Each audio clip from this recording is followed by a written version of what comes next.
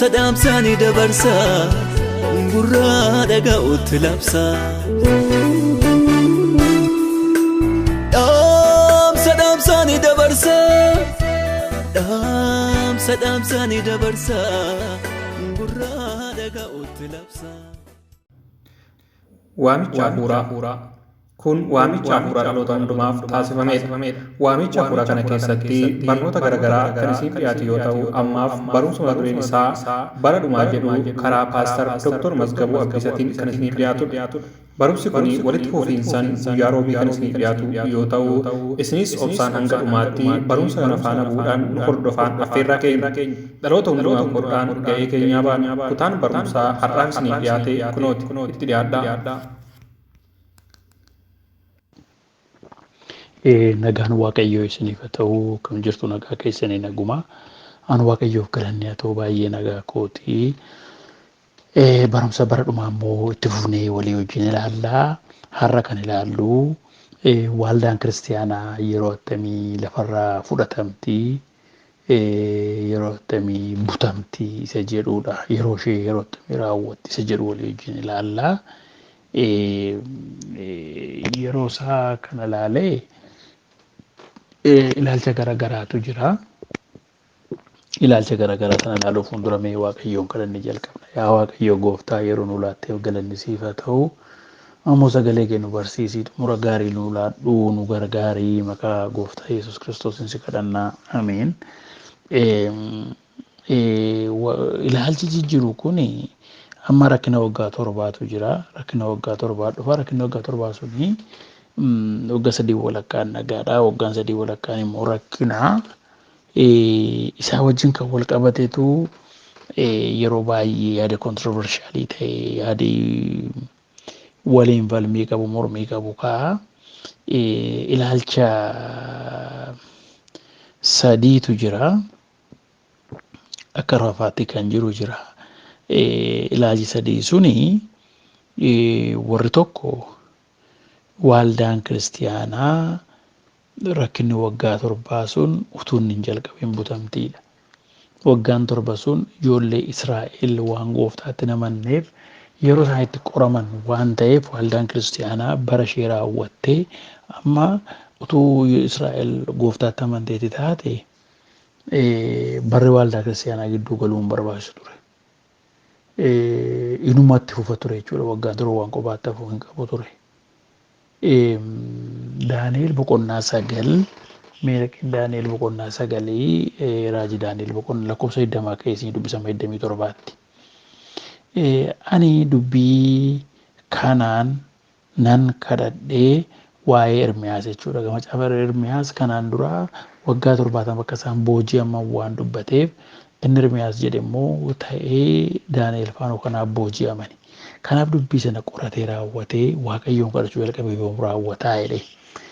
Ani dubbii kanaan nan kadhadhee cubbuu koo fi cubbuu saba koo Israa'el nan himadhee tulluu Waaqayyoo koo isa qulqullaa'aadhaaf himata koo Waaqayyoo gooftaa koo duratti nan dhiyeeffadhe. Dubbii kanaan kadhachaa utuu hin jiru Gabri'eel inni nama fakkaatee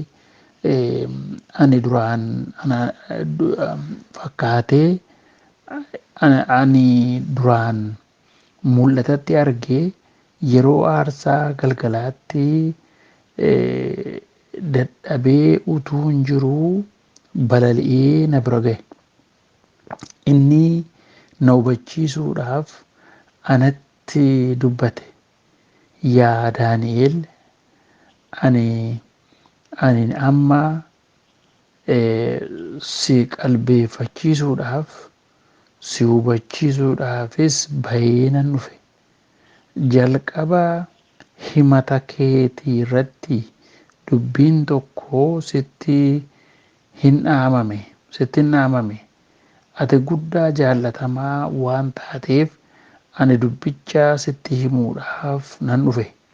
Kanaaf isa yaadatti qabadhu, mul'itachis hubadhu. Irra daddarbaan raawwatee akka hafuutti egaa ilaala.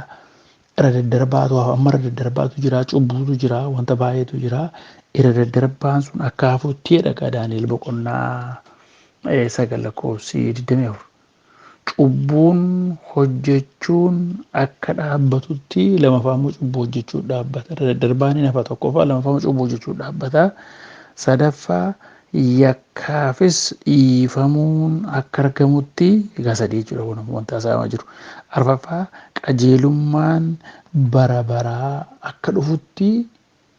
Shanaffaa mul'anni raajiinis mallattoodhaan akka jabeeffamutti iddoo si'ajjaa jechuudha kun iddoo inni hundumaarra caalaa qulqulluun dibamee akka qulqulleeffamutti waggoonni 7 si'a 70 saba kee irratti mandara kee ishee qulqullooftuu irrattis akka darban murtoo ta'eera jedhe.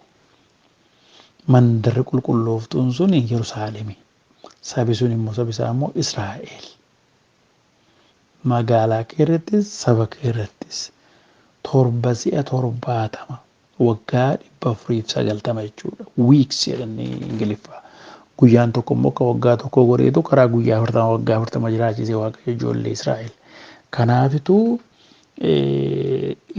kun ta'utti waggooti 7 si'a 70 waggaa 70 yoo baay'istan 7 gisee 70 gisee 7 waggaa 490 murtaa'eera.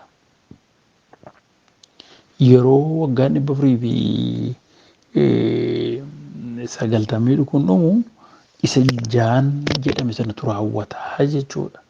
Kun murtaa'eera jedhe gaama. Murtoo ta'eera.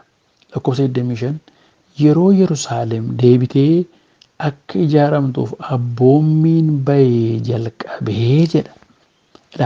Waggooti 490 kun immoo yookiin subaayee 70 kun immoo yoom jalqabama? Subaayeen tokko waggaa 7 jechuudha. Subaayeen tokko waggaa 7 waggaa 7 kana subaayee 70tu jira waan ta'eef 490 jechuudha. Yoom jalqaba yoo jenne egaa lakkoofsa 25 irraa yeroo Yerusaalem deebi'ee akka ijaaramtuuf abboommiin bahee jalqabee jedha. Warri jalqabaa mana qulqullummaa akka ijaaraniif deebi'an warri boojuudhaa deebi'an Zarubaabelii fi Iyyaasuu wajjin warri dhufan. Nehemiyaan immoo masaraa ijaaruudhaaf deebi'ee dhufe masaraa axirii ijaaruuf jechuudha. Kanii magaalaan ijaaramuudhaaf ajaji bahee bara Arxeeksees bara dhaloota Kiristoos fuuldura bara 457tti. 450 kaatanii bara 7 kaatanii barri sun immoo gadi lakkaa'ama waan ta'eef yoom raawwatee isa jedhu gaachii gadi lakkoofna jechuudha gaa amma magaalaa lagaan inni jedhu. Yeroo Yerusaalem deebitee akka ijaaramtu abboommiin bahee jalqabee hamma bara geggeessituu isa dibamee moosifameetti waggaa 7 si'a 7 hin ta'a. Hubadhaa kan dibamee moosifame Yesuus Kiristoos kan cubbuun akka raawwatu godhu sirra darbaa dhaabate Yesuus Kiristoos. Kanaaf amma waggaa 7 si'a 7 taa'ee waggaa 49 kun subaayee 7 jechuudha waggaa 7 si'a 7 taa'ee yeroonsaa yeroo rakkinaa yoo ta'e iyyuu mandarattiin waltajjii ishee fi qotaa ishee wajjin deebitee ijaaramtee waggaa 7 si'a 62 fi dhaabbachuuf jirti. Amma immoo waggaa 7 gisee 62 wadhaagaa sila dhiifama iskiriiptuudhaan itti ni goona. Inni silaa 7 gisee 7 49 jennee amma immoo kan inni itti dabalee torba gizee 62 jedhe 62 gizee torba gizee 2 14 tokko qabna. Torba gizee 6 42 torba gizee 6 torba gizee 35 waan ta'eef 42 tokko immoo sila qabna 43 434 jechuudha gaa torba gizee 62 jechuudha. Subaayee torbaatu subaayee torba gizee 62 gaafa jedhu subaayeen tokko torba waan ta'eefi subaayee 62 sana torbaan baay'isnaa jechuudha gaa subaayee 62 torba gizee 62 waan ta'eef 434 sila immoo torba gizee torba jedheera waan ta'eef 49 amma gaa 434 irratti 49 subaayee torba sila gara liijii nabal 4 13 tokkoof 3 4 8 483 waggaa 483 yookiin subaayee 69 raawwatee jechuudha gaama. Subaayee 69 maaliif torba gizee torba gara olii subaayee torba torbaanii ammoo subaayee 62 torbaan waan jedheef subaayee 70 keessa tokko duwwaa ta'e jechuudha. Subaayee torbaaf subaayee 62 kan walitti dabalu subaayee walii gallisaa 69 ta'a waan ta'eedhaaf jechuudha. Subaayee torba achi asii immoo subaayee 62 gaafa dabarlu waliinsaa amma 25 irra deebi'een dubbisaa yeroo Yerusaalem deebitee akka ijaaramtuuf abboommiin bahee jalqabee hamma bara geggeessuu isa dibamee moosifamutti waggaa torbaa si'a torba. Waggaa torbaa si'a torba amma gaa subaayee torbatu irraa fuudhamee jechuudha gaa 70 irraa. Kanaafuu meeqa lafa jechuudha subaayee 63 tafa mitiire subaayee 63 tafa. Isa keessaatu gajjallaatti immoo gad dhufee maal jedhee yeroon isaa yeroo rakkinaa yoo ta'eyyuu mandarattii waltajjii ishee fi qotaa ishee wajjin deebitee ijaaramtee waggaa torbaa si'a 62. Isa 62 torbaan 434 ta'ee 49 ta'ee miti subaayeen 62 fi torba walitti 69. Amma subaayee meeqa tafe subaayee tokko tafe. Subaayeen tokko immoo waggaa meeqaa waggaa torba. Maali waggaa subaayeen torba 49 ta'e kunis inni 62 434 gaafa dabalu waggaa 483 yookiin subaayee 69 ta'e silamoo waggaa 490 inneerra waggaa meeqa tafe jechuudha waggaa torba tafe jechuudha 483 irratti torba daballee 490 ta'a waan ta'eedhaaf. Kaalkuleeshinii dhaqaa kun herrega barbaada dhugaan haasa'uudhaaf yoo ta'e herrega barbaada. Kanaaf xinnoosee yeroo naan jedhu yoo konfiyuuziin godhe ittiin hin jedhina. Yeroo rakkinaa yoo ta'e iyyuu wajjin deebitee ijaaramti waggaa torbaa si'a 62 dhaabbachuuf jirti. Egaa kana beekii hubadhusi dibamee kan moosifamu tokkos waggaa torbaa si'a 62 sana booddee firdii malee lafarraan balleeffama. Fadhaagaa amma sila subaayeen torba gizee torba jira. Subaayeen torba gizee 62 jira. Kana booddee inni dibamee ka'e kun firdii tokko malee hammeenyuma hin afaan kee lafarraa balleeffama jechuudha. Yeroo subaayeen 69 raatu. Amma gaha 483 waggaan kun raawwatee waggaa 490 murtaa'e keessatti jechuudha. Utuu waggaan torbatti hin bu'amin subaayeen tokko yeroo subaayeen 69 raawwatu inni dibamee moosifama Yesuus Kiristoos ajjeefamaa jedhe ganaa Yesuus fuuldura waggaa 100 baay'eedha Daani'el kan inni dubbate. Waggaa 100 baay'ee fuuldura dubbate. Milkiyaas iyyuu waggaa 400 fuuldura jira isa kana muhura dhaalaalaa ga'a. Gara waggaa 500 fuuldura jechuudha. Na amma gaa hin ajjeefamaa jedhe ammoo badhaagaa waggaa 457tti bara Arxekisisi yookiin bara yeroo Izraan bahe sanarraa awwaajiin erga darbee yeroo sarga lakkaa'amuu jalqabee subaayeen kun Waggaan 480 kun yoom raawwatee yoo jennee gadi lakkaa'ama waan ta'eef 450 kun dhufee gara zeeroo ta'eetu gara zeerootti achii gad dhufee raawwateetu maal ta'a jechuudha. Achii gad dhufee raawwatee dhufee immoo dabalagaa gara bara Araaraa mochoon lakkaa'ama waan ta'eedhaaf. Amma kan argachuudhaaf 483 subaayee 69 sanarraatu 457 qannaasna. Maaliif gad lakkaa'ee dhufeetu inni kanarraa mochoon lakkaa'a waan ta'eef 13 keessaa 7 6 ta'a. 7 keessaa 5 2 ta'a. 4 keessaa waggaa 26 maaliif yeroo 457 sun bara waajiin bee gadi lakkoofne jennu bara Araaraarra ga'ee mochoon lakkaa'eetu bara 26 amata miratii 6 amata miratiitti maal ta'a waggaan 483 yookiin subaayeen 69 raawwata jechuudha. Yeroo sana du'e jechuudha. Amma yeroo egaa bara 26 6 amata miratii du'e jechuudha. Yoom dhalatee warri kaan 6 amata alamiidhaa jedhu warri kaan immoo 4 amata alamiidhaa jedhu. Yoo akka warra amata alamiitti fudhanne Yesuus Kiristoos waggaa 30tti du'eedha.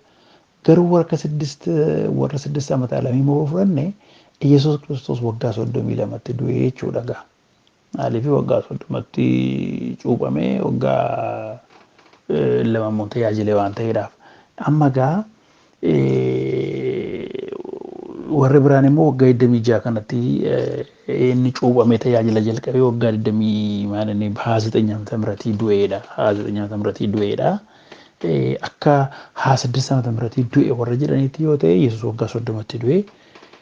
Warra 9 amata miratii jedhanii garuu Yesuus Kiristoos 4 amata alamii dhalatee gaa waggaa 6 amata miratii kana yeroo 483 sun dhumuchuudha hin cuupame waggaa 30tti waggaa 3 tajaajilee waggaa 29 amata miratii du'e jedhu. Egaa amma maal ta'e jechuudha subaayeen tokko hin hafe jechuudha. Subaayeen tokko hin hafe. Kiristoos hin du'e jechuudha tunni tokko waggaa 7 sun ittiin bu'amin du'e jechuudha gaa. Lakkoofsa dibamee kan moosifamee lakkoofsa 26 tokkos waggaa 7 si'a 62 sana booddee firdii malee lafarraa hin balleeffama. Namoonni geggeessituu isaa dhufu tokkos mandaratti mana qulqullummaa hin balleessu. Hamma dhumaatti lolli diigamuuf balleeffamuun inni murtoo ta'e irra hin ga'a. Dhumni geggeessituu sanaas lolaa bishaaniitiin hin ta'a. Inni utuu jiru waggaa 7 namootii ciccimoo wajjin kakuu isaa hin jabeessaa. Egaa hubadhaa. Waggaa 7 isa hafe subaayee tokko sanattitu kakuu gala jechuudha raajii sobaan kun. Waan meeqa erga diigee booddee dhufee kakuu gala saba Israa'elii wajjiniin kakuu isaa jabeessaa jedha. Lakkoofsa 27 irratti. Inni utuu jiru waggaa 7 namoota ciccimoo wajjin kakuu isaa hin jabeessaa. Waggoota sana erga walakkeessee immoo qalmii kennaan midhaaniis akka hafu hin godhaa. Ilaali walakkaa waggaa 7tti waggaa 3 walakkaa nagaa buuseetu maaliif inni utuu jiru waggoota 7 namoota ciccimoo wajjin kakuu isaa hin jabeessaa. Waggoota sana erga walakkeessee waggaa 7 keessaa waggaa 3 walakkaatti jechuudha. Immoo qalmii kennaan midhaaniis akka hafu hin godhaa. Wanti jibbisiisaan nama tokkorraa kaa'amuuf jira. Kunis hamma badiisichi murtoo ta'ee isa diigamu fidu sana irratti dhangalaafamutti hin ta'a jedhee jira. Waggaa 3 walakkaa booddee rakkoo guddaa uumanaaf sagadaa jedhee akka mul'ata boqonnaa 13 irratti agarru jechuudha gaa. Innaa kanaafitu amma gaa Yesuus Kiristoos tajaajila isaa gaafa jalqabu ijoolleen Israa'el isa fudhachuu didan, Yihuudoonni isa fudhachuu didan. Kana booddee bara waldaa kiristaanaa fidee gidduu galche bara Araaraa Maatewos 11 gara 28 yoo dubbifne ba'aan keessan kan isinitti ulfaate koottaa duraan akka sabaatti isaan fayyisuu barbaade walii galatti gaafa isaan didan booddee maal godhe jechuudha. Akka dhuunfaatti koottaa akka sabaatti dhiise kan ba'aan isinitti ulfaate koottaan isin boqochiisaa jedhee dhuunfaatti dhaqanii warra dhuunfaatti amanan kun immoo qaama isaa ta'anii waldaa kiristaanaadhaaf gooftaan bara araaraa bara ayyaanaan fayyuu fidee gidduu galche. Subaayeen 69 183 dhumeera. Subaayeen tokko immoo hafeera. Gidduutti barri waldaa kiristaanaa galee amma beeta kiristiyaan zaman barri araaraa barri ayyaanaa akka seeraatti dhiifamni hin jiru namni balleesse firdii murtii kennaa maleessa. Amma garuu barri kun barri gooftaan fidee gidduu galche barri waldaa kiristaanaa yimadaan kana hunno barri fayyinaa amma yimadaan kana hunno yeroo jiru guyyaan fayyinaa har'a gaafa jiru hamma Kiristoos deebi'ee dhufutti. Har'uma ishee irraa kan ta'u warri inni irra duwwaa ta'eef jira hinduu yoo ta'e garuu amma gooftaan deebi'ee dhufutti har'umaadha. Barri waldaa kiristaanaa waggaa 2000 ta'e kuno waggaa 2000 erga gooftaan yeroo sana gidduu galche likki gaafa gooftaan deebi'ee dhufu barri waldaa kiristaanaa raawwatamaa jechuudha gaa butamuu hin danda'u barri waldaa kiristaanaa irraa midhaan isaa gidduu galche kan waan isaan didaniif Israa'el didaniif gidduu galche yeroo inni bara waldaa kiristaanaa gidduu baasu waggaan 7 isheen hafte sun itti fufti. Waggaan 7 akka Daani'el boqonnaa 9:27 ilaalletti kakuu wajjin galaa Kiristoos sobaan suni walakkaa waggaa 7 waggaa 3 walakkaa sana nagaan jiraachiseetu isa booddee kakuu isaa diigee anaaf sagadaa inni qulqullummaa aarsaa anaaf barbaachisaa jedha. Yeroo sana Israa'eloonni dammaqanii wayyoo hin banne lakkaa Yesuus duraatu dhugaadhaan kun sobaa yeroo isaan ka'anii ol deebisee gad deebisee isaaniin ajjeesuuf fixuu jalqaba. Maatiyus boqonnaa 25 yoo dubbistan egaa bishaan qabbanaallee namni maqaa kootiin bartuu kootiin gatii argata inni jedhu isa kanaadha. Amma gammatu 25 irratti gaafa fudhatanii ilaaltanii an beelofnaan na nyaachisanii an dheebonnaan na obaasanii an daarraan na uwwisanii dhukkubsaan na gaafatan kan inni jedhu yeroo ijoolleen Israa'el Kiristoos sobaa kana jalaa baqatanii ormooti warri lafarratti hafanii jiran warri dadhabanii booddee deebi'anii jiran warri waa'een gooftaan haasa'e kun galee fuudhanii dhossu ijoollee Israa'el baay'inaan. Hojiidhaan fayyutuun taanee waa'ee abdii waaqayyoo warri beekan warri fuudhanii dhossan kun waldaa lafarraa deemteetti. Gaafa deebi'ee gooftaan firdii kana bakka lamatti baasa. Hoolotaaf gara mirgaa reetota gara bitaa kaa'eetu obboloota fuuldura kaa'a. Yoomitu warra gara mirgaa jiran hoolonni yoomitu ati daarraan si uwwisuu dhiifnee yoom daarree warri gara mirgaa jiran maal yoomsi gaafannee dhukkuba dhukkubsannaan ati beelofnaan ati daarraa yoomsi uwwisnee yoom kan dhumaa goone warra kanaaf kan gootanii jedha obboloota isaa ijoollee Israa'el warra kanaaf kan gootan anaaf gootanidha. Warra gara bitaa reetonni immoo maaleeti yoomsi argine nu akkati beelofte akkati daarte maal jedha warra kanaaf obboloota koo warra kanaaf hin goone waan ta'eef seexanaaf kan qophaa'e si'oolitti gala si'ool seexanaaf qophaa'e garuu hojii seexanaa waan hojjetaniif namoota baay'een si'oolitti galu. Karaa bal'aa Maatiyus 7 akka jiru karaa bal'aarra kan deeman baay'eedha. Nama si'ooliin galutu baay'ata nama mootummaa waaqayyoo galurra waan isin dhibu. Karaa ishee dhiphoodha kan deeman yartuudha Maatiyus 7. Dinqii godhataa miriin goone yeroo musumayyuu sina matsanyaadha isin beekuudha. Dinqii gochuu taamirii gochuun maqaa Yesuus godha waan ta'eef mootummaa waaqayyootti galuudhaaf murteessaa miti milikkita miti. Warra jaalala waaqayyoo raawwatan malee. Kanaaf egaa fudhannee ilaallu Maatiyus 25 irratti yeroo inni firdiif waggaan 7 raawwate yeroo inni dhufuudha inni Maatiyus 25 irraa waggaa 1,000 lafarratti mo'uudhaaf. Keessumatti Maatiyus 25 gara dhumaarra dhaqaa dubbisaa. Gara dhumaan jiru lakkoofsa 31 irratti waa'ee firdii sanaasaa gara Maatiyus 25 kana garuma 20 gara 25 kaa dhaqaa dubbisaa amma yeroo qabu ilaalaa gara sana dhaqaa boqonnaa cuma guutuu dubbisaa maal rakkoo maalii qaba. Inaa kanaafitu barri waggaan 7 sun kan waldaa kiristaanaa miti waan ta'eef waldaan kiristaanaa waggaa 7 keessa rakkoo waggaa 7 keessa waan galtuuf hin qabdu. Yoo fe'eef iyyuu amma laaluu hin dandeenyu maaliif tun kana ibsuu yeroo dheeraa fudhateera waan ta'eedhaaf gooftaan isin haa eebbisu isa dhufu irratti deebinee ilaallaa isin haa eebbisu eebbifamaa yoo gaaffii qabaatan nagaa badda.